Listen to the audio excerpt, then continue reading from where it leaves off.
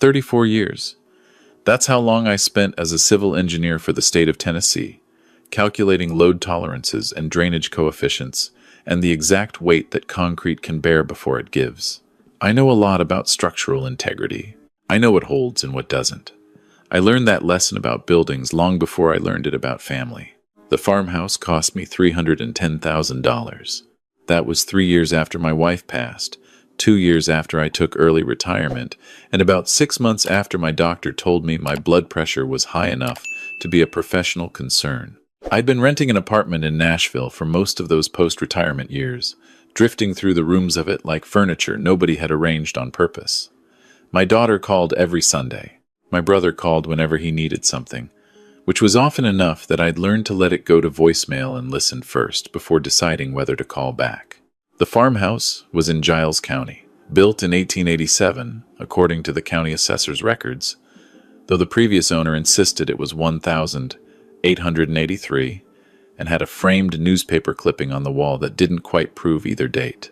It sat on 11 acres of rolling pasture and second-growth hardwood, with a creek that ran along the eastern property line and a covered porch that faced west, which meant that in the evenings, when the light came down through the trees and turned the field to something close to gold, I could sit in the wooden rocker I'd bought at an auction in Pulaski and feel like the world had stopped moving long enough for me to catch my breath. I paid cash. 34 years of paychecks and careful living and a modest inheritance from my mother had built something in a savings account that I'd never touched, because there was never anything I wanted badly enough to disturb it. Until the farmhouse. Until I walked through those rooms, for the first time, with the realtor, and stood in the kitchen with its original pine floors and its view of the back pasture, and thought, this is what I was saving for. I just didn't know it until now. I spent the first 8 months living in the guest bedroom while I restored the main bedroom. I am not a contractor by trade, but I understand structures, and I hired good people for the work I couldn't do myself and learned fast on the rest. I refinished the floors. I rebuilt the front porch railing. I sourced period-appropriate hardware from an architectural salvage place in Chattanooga and drove up there twice with the truck bed empty and came back both times with it full.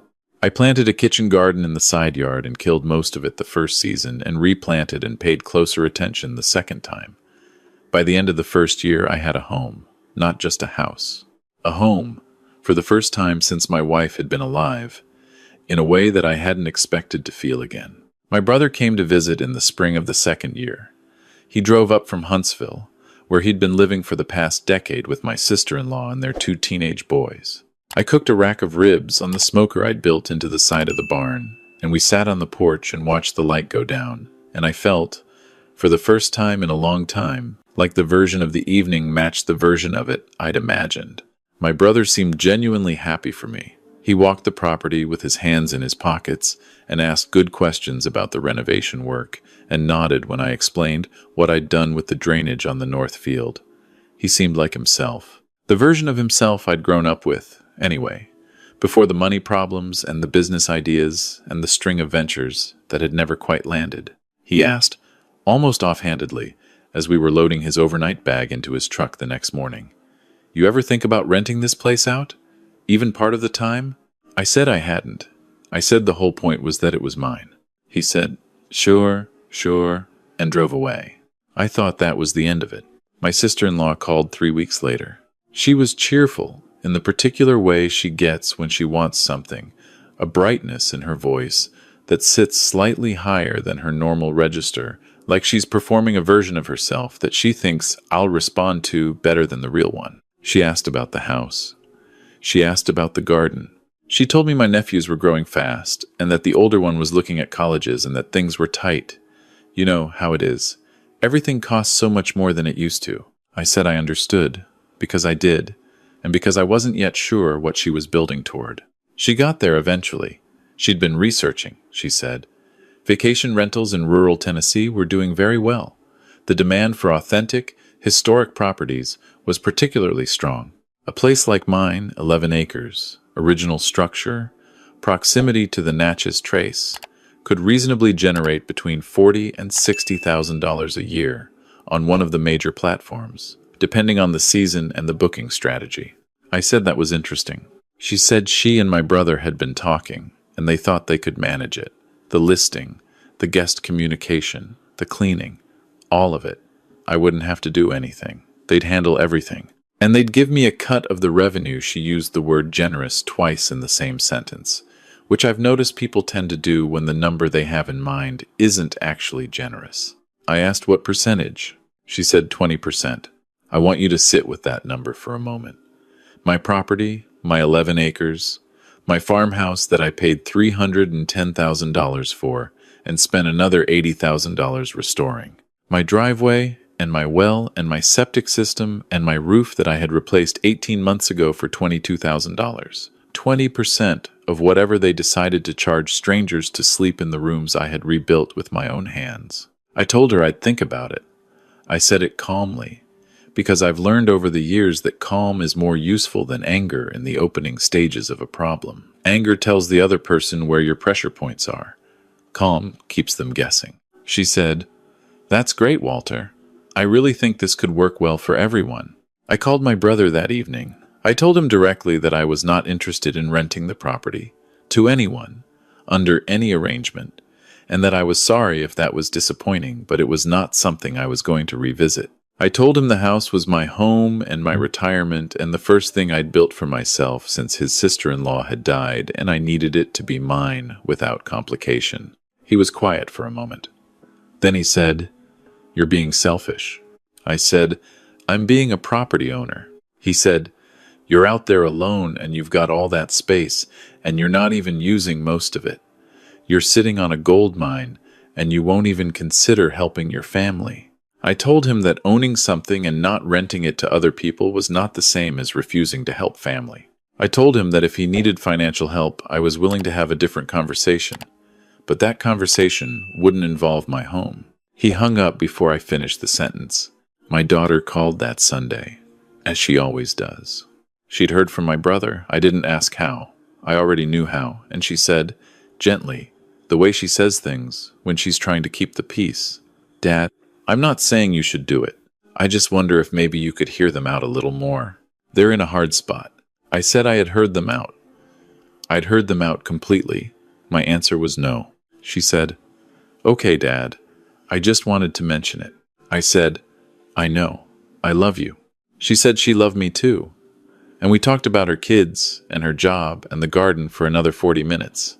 And I hung up feeling like I was standing on solid ground even though I could feel something shifting underneath it.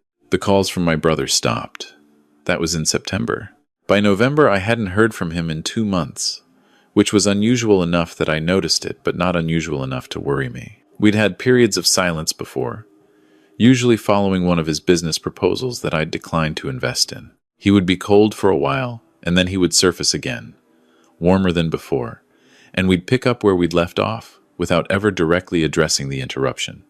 It was a pattern. I knew the pattern well. What I didn't know, in November, was that he wasn't in a period of silence. He was in a period of preparation. I found out by accident. A friend of mine, a man I'd worked with for 12 years at the state, now also retired and living over in Lawrence County, called me on a Thursday afternoon to ask a question that he treated like small talk. "Hey, I saw a listing online for a farmhouse that looked a lot like yours. Historic property, Giles County, 11 acres. Is that yours? You renting it out now?" I said I wasn't. He said, "Well, there's a listing on one of those vacation rental sites. Nice pictures. Let me send you the link." He sent it while we were still on the phone. I opened it and sat down on the porch steps without meaning to, the way your legs go out from under you when something hits you in a place you weren't guarding. It was my house, my porch, my kitchen with the original pine floors, my view of the back pasture in the evening light. 12 photographs, all of them mine, all of them beautiful in the way the place genuinely was. Beautiful. The listing price was $220 a night with a 3-night minimum. It had been active for 11 days. There were 14 reviews already, all 5 stars. All cheerful, all describing a peaceful, historic farmhouse in the Tennessee countryside, exactly as advertised. 14 bookings in 11 days. My brother had been renting my home to strangers for 11 days without telling me, without asking, without any communication at all since September. He had a key I'd given him after his first visit, in good faith, the way you give family a key because you trust them. He had used it to let strangers into my home. He had collected their money and responded to their messages and managed their check-ins and listed my home as a vacation rental, as though ownership were a technicality he could simply route around. I sat on those steps for a long time, long enough for the light to change and the field to go from gold to gray. I had the phone in my hand and I could have called him. I could have called my daughter. I could have called a dozen people. I didn't call any of them. I called my attorney. I want to explain something about how I handled what came next, because I've thought about it a lot since then, and I want to be honest about my reasoning. I did not call my brother and yell at him. I did not drive to Huntsville to confront him. I did not post about it or tell everyone I knew or respond to the listing in any way that would have tipped him off that I knew. I made one phone call to a man I'd worked with on property disputes during my engineering career, a real estate attorney based in Columbia who had handled a case for me when I'd had a boundary dispute with a neighbor 3 years earlier. I explained what had happened. I told him what I needed. He said, "Walter, you've got a strong case. He has no legal right to any of this. But I want to ask you something first." I said, "Go ahead." He said, "How do you want this to end? Because that determines how we proceed." I thought about that. I thought about my brother and the version of him I'd grown up with and the version he'd become. I thought about the morning he'd stood in my field with his hands in his pockets and seemed genuinely happy for me. I thought about my sister-in-law and her careful cheerfulness and the word generous said twice in a row. I thought about strangers sleeping in my restored farmhouse, leaving 5-star reviews about a property that wasn't my brother's to rent. I said, I want him to understand that I meant what I said, and I want the booking stopped. My attorney said, "Okay, then here's what we're going to do." Over the next 3 weeks, I did several things quietly and without my brother's knowledge. The first was that I had the locks changed on every exterior door, with new deadbolts keyed differently from anything I'd given out before. I did not tell my brother. I did not tell my daughter. I told the locksmith, who asked no questions and did his work and left. The second was that I had a security camera system installed at all 4 corners of the house and at the entrance to the driveway. 12 cameras total, all connected to cloud storage, all accessible from my phone. The installer asked if I wanted to put up signs indicating the property was under surveillance. I said yes. I wanted every sign he had. The third was that my attorney drafted a cease and desist letter that documented the unauthorized listings, the 14 completed bookings, and the ongoing use of my property without consent. It was addressed to my brother by his full legal name and his home address in Huntsville.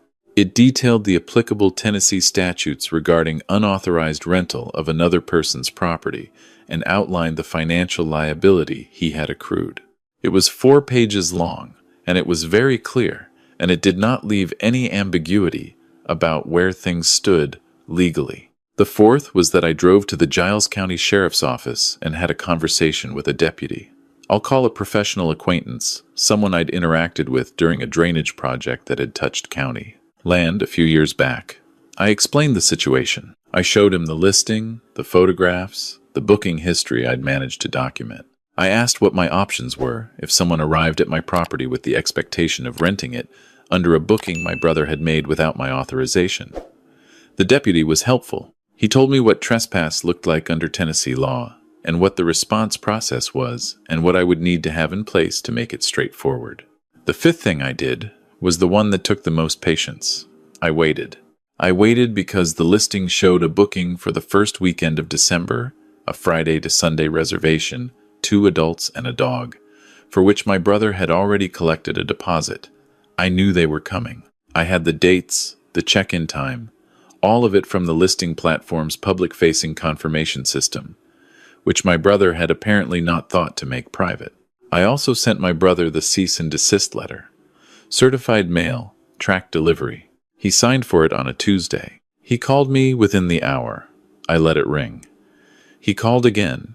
I let it ring again. He texted me, "Walter, I need to talk to you. Call me back." Then, "This is ridiculous. We are family." Then, I have guests booked. I can't just cancel. Then, you are blowing this completely out of proportion. I read all of them. I didn't respond to any of them. My attorney had advised me not to engage directly at this stage, and beyond the legal reasoning, I found that I didn't have anything I wanted to say. I had said what I wanted to say in September, on the phone, clearly and directly, and it had not been heard. A cease and desist letter was a different kind of saying, one designed for people who don't listen to the ordinary kind. My daughter called on Sunday. I could tell from her voice that she'd talked to my brother. She said, "Dad, I heard about the letter. Are you really going to do this?" I said, "I already did it." She said, "He says he thought you'd come around. He says he was trying to help the family." I said, "He was renting my home to strangers without asking me. He knew my answer, and he did it anyway." She was quiet for a moment. Then she said, "Did he really already have 14 bookings?" I said, "Yes." She said, "Oh."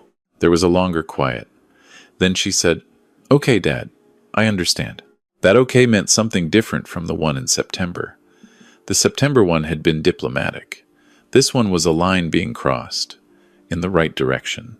The Friday evening in December was cold and clear in a way that Tennessee does in early winter, the kind of cold that makes the stars look closer.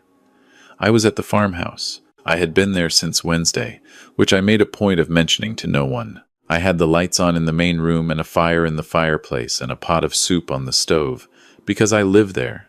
It is my home, and I cook soup on cold evenings, whether anyone is watching or not. At 5:47 in the evening, a white SUV turned off the county road and came up my driveway. I watched it on my phone, through the camera at the gate, a couple, probably mid-30s, and what appeared to be a medium-sized dog pressed against the back window with the focused energy of a dog who has been in a car for too long and knows it's almost over. They parked in the gravel area near the barn. They got out, and the woman looked at her phone and looked at the house and smiled at the man, the way people smile when something matches the pictures they were promised. The dog tumbled out after them and put its nose immediately to the ground. I opened the front door and stepped onto the porch. The woman looked up and her smile shifted, not disappearing, just recalibrating. The way you recalibrate when the detail in front of you doesn't match the story you've been told. "Hi," she said. "We're here for the weekend booking. Is this the Giles County Farmhouse listing?" I said, "It is." "My name is Walter. I own this property." She said, "Oh, great. We're so excited to be here. The photos are just—" I said, "I need to tell you something, and I want to do it before you bring your bags in so we can sort this out as easily as possible. The person who booked this listing did not have authorization to rent this property. I did not list it, I did not agree to it, and I found out about it only recently. I'm very sorry you drove all this way under the expectation that this would be a normal rental stay." The man said, "I'm sorry, what?" I said, "The listing was created without my knowledge or consent by someone who has access to my property through a key I gave them as a family member. That key has since been changed. The listing has been reported to the platform and is in the process of being removed. I've been in contact with an attorney about the unauthorized rentals." The woman said, "Are you saying we can't stay here?" I said, "You can't stay here. I'm genuinely sorry. This isn't your fault, and you shouldn't have been put in this position." The man was quiet for a moment. Then he said, slowly, "We paid $200 in deposit." I said, "I know. The person who took that money is my brother. His name is," and I gave them my brother's full name and his phone number, which my attorney had confirmed I was permitted to do. I also gave them a card my attorney had prepared, with the law firm's number and a brief explanation of the dispute, which they could use if they needed to pursue the deposit refund through the platform's dispute process. I said, "I would also suggest contacting the platform directly tonight. They've been notified about the unauthorized listing and should be processing a refund, but having you contact them directly will help move it faster." The woman looked at the card. The man looked at the house. The dog had wandered over to me and was sitting near my foot with the philosophical patience of a dog who understands that humans take longer to process things than they should. The man said, "This is really not what we expected." I said, "I know. I'm sorry. I want to be clear that nothing about this situation is your fault. They were gracious about it. In the end, the way people often are when they're given the full truth and treated with respect. They took the card. They put the dog back in the SUV. The woman paused before she got in and said, "I hope you get it sorted out." She said it like she meant it. I said, "I already have." I watched their taillights go down the driveway and turn onto the county road and disappear. Then I went inside and sat by the fire and finished the soup. My brother called 11 times that evening, starting around 6:15, which told me the couple had contacted him almost immediately, which was what I would have done in their position. I watched the calls come through on my phone and let each one go to voicemail. At some point, my sister-in-law's number showed up too, twice in a row. I let those go as well. My attorney had already notified the rental platform with the full documentation package, the property deed, the cease and desist correspondence, the proof of unauthorized listing, and the booking history. The listing was taken down by Saturday morning. 2 subsequent bookings that had been in the system were canceled by the platform, and those guests were refunded from whatever payment my brother had already received, something that was now between my brother, the platform, and whatever money he had put aside to manage the fallout. The platform also flagged his account. I don't know exactly what that means in their internal system, but my attorney indicated it would make it significantly more difficult for him to operate listings in the future. There were 2 more things that happened that weekend that I want to tell you about, because they matter to the story. The first was that my brother drove up on Saturday. I wasn't certain he would. I had considered that he might the hour and a half from Huntsville, the certainty that the listing had been killed, the 11 unanswered calls, and I had not changed my plan based on that consideration. When I saw his truck on the driveway camera at 10 in the morning, I felt something I want to be precise about. It wasn't anger, exactly.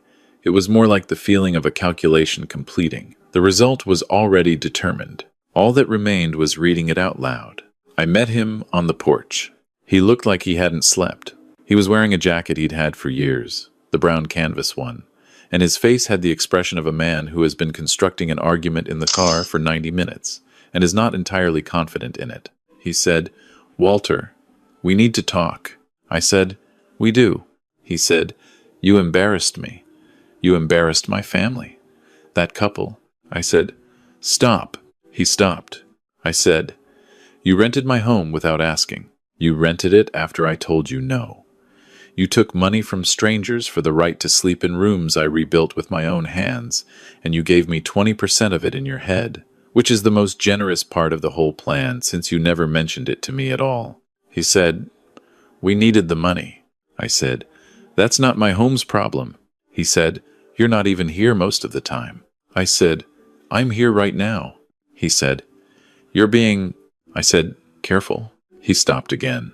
Whatever word was coming after being, it didn't come. He looked at the porch railing, the one I'd rebuilt, and then at the field, and then at a point somewhere between us that didn't correspond to anything physical. He said, quieter, "I thought you'd see it was a good idea once you saw it working."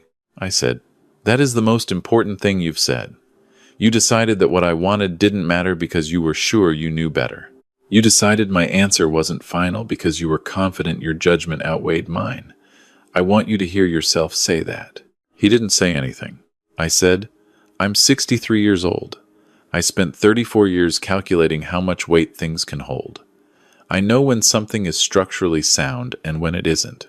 What you did has structural damage to it, and I don't know yet how much of it can be repaired." He left without saying much after that. We didn't hug. We didn't shake hands. He walked back down the porch steps and got in his truck and sat in it for a while before he started the engine. I watched from the window, not because I was waiting for anything, but because it was my window and it was my view, and nobody was going to make me look away from it. The second thing that happened that weekend was that my daughter drove up on Sunday, unannounced, 4 hours from Nashville, appearing in my driveway at 11 in the morning with a casserole dish wrapped in a kitchen towel. She said she just wanted to check on me. I said I was fine. She looked around the house, the floors, the windows, the view, and sat down at the kitchen table and said, "You really have made something here." I said, "Yes." She said, "I'm sorry, I suggested you hear them out more." I said, "You didn't know what they were planning. Neither did I then." She said, "Are you and your brother going to be okay?" I said, "I don't know. I hope so. But not if the price of okay is pretending this didn't happen the way it happened." She nodded. She has her mother's way of nodding when she's processing something, a small, specific movement that means she's taking it in rather than dismissing it. I've always appreciated that about her. We ate the casserole for lunch, and she stayed through the afternoon, and we walked the property together, down past the barn and along the creek and back up through the hardwoods, where the winter light came through the bare branches in long, pale lines.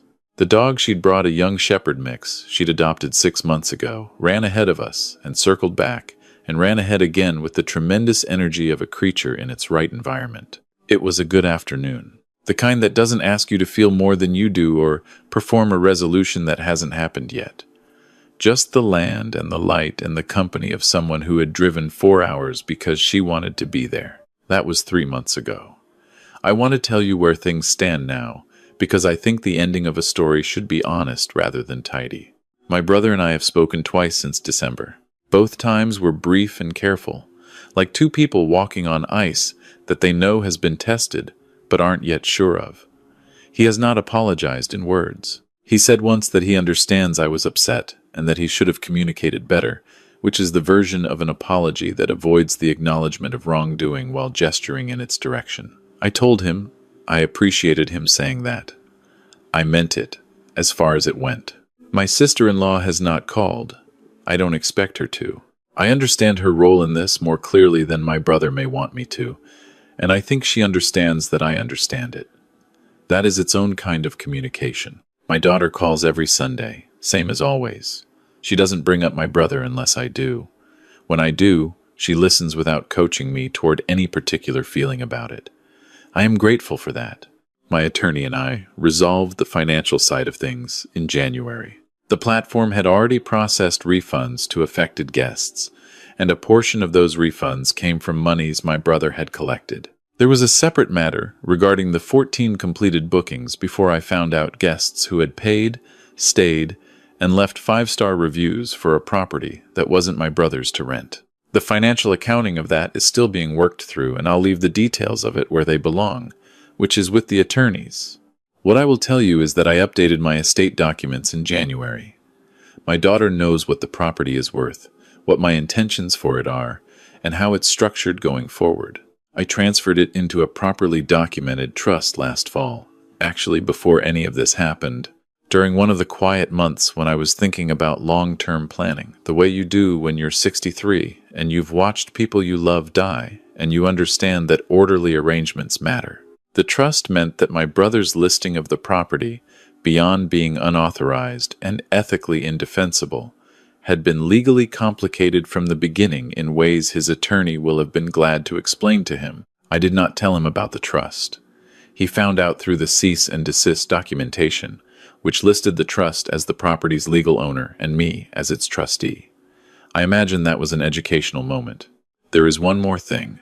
The couple who arrived that December Friday, the ones with the dog, they sent me a message through the platform, after everything was resolved, to say that they'd been refunded and that they hoped the situation had worked out. They said the farmhouse had looked beautiful in the photos and they were sorry not to have been able to stay.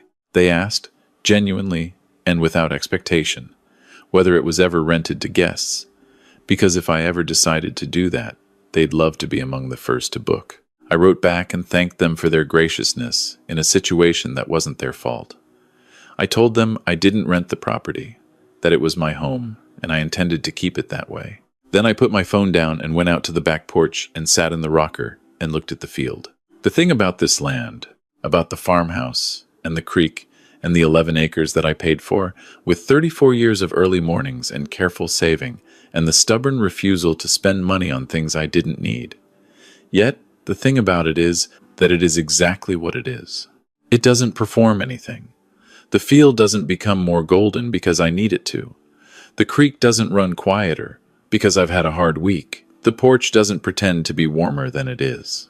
I have spent most of my professional life making sure that the structures I worked on would hold the weight they were given. Bridges and roadbeds and retaining walls, and the 100 invisible engineering decisions that keep the built world from collapsing on the people inside it. I was good at my job. I was careful and methodical, and I did not cut corners on the things that mattered, even when it would have been easier and cheaper to do so. I apply the same principle to my life now. My brother made a choice. He decided that what I'd said didn't matter, that my ownership of my own home was an inconvenience to his plans, that 63 and retired and living alone added up to someone whose answers could be waited out. He had 14 bookings in 11 days, and he thought that was the argument.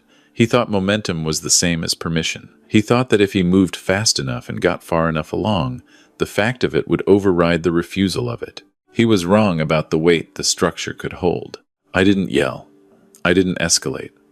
I documented and called professionals and changed the locks and waited. I met a couple on a cold Friday evening and told them the truth and gave them what they needed to be made whole and sent them back down the driveway with their deposit information and their dog and as much dignity as I could preserve in a situation my brother had created. I stood on my porch in December and told my brother what he had done in terms precise enough that he couldn't later claim not to have understood them. There is a version of this story where the ending is a reconciliation. Hugs and holiday dinners and a brother who learned his lesson and a family that came through intact on the other side. I'm not opposed to that version. I am willing to work toward it. But I am not willing to work toward it by pretending that what happened was smaller than it was, or that my no in September was somehow ambiguous, or that a man who spent 34 years calculating the structural limits of things should not have seen this coming the way he did. I sit on this porch, and I watch the light change over the field, and I listen to the creek, and I think about my wife, who would have had opinions about all of this that I would have wanted to hear. I think about my daughter, who drove 4 hours with a casserole on a Sunday because she understood what I needed without me having to say it. I think about the couple with the dog, who were gracious when they didn't have to be. And sometimes I think about my brother, the version from that spring morning, walking the field with his hands in his pockets, looking at the land I'd built for myself, and seeming genuinely glad that I had it. That man is still in there somewhere. I have to believe that, not because it's comforting, but because I knew him before the money problems and the business ideas and the particular kind of desperation that makes a person decide that someone else's no is just an obstacle rather than an answer. The door is not locked against him. What is locked is the farmhouse, with a deadbolt he doesn't have a key for, because trust is not the same as access, and I know the difference now in a way I didn't need to know before. The creek is running. The field is whatever color the light makes it today. The rocker is the one I bought at the auction in Pulaski, and it still moves the same way it always has. Back and forth on the porch boards, I refinished myself. In a house I own in full, in a life that belongs to me. That is the surprise I prepared. Not cameras or lawyers or locked gates, though all of those were part of it. The real surprise, the one my brother didn't see coming, was that I meant what I said, that my home was mine, that no was a complete sentence. That a man who has spent his life understanding what holds and what doesn't knows exactly how to protect the things worth keeping. He thought I'd come around. I was already exactly where I intended to be.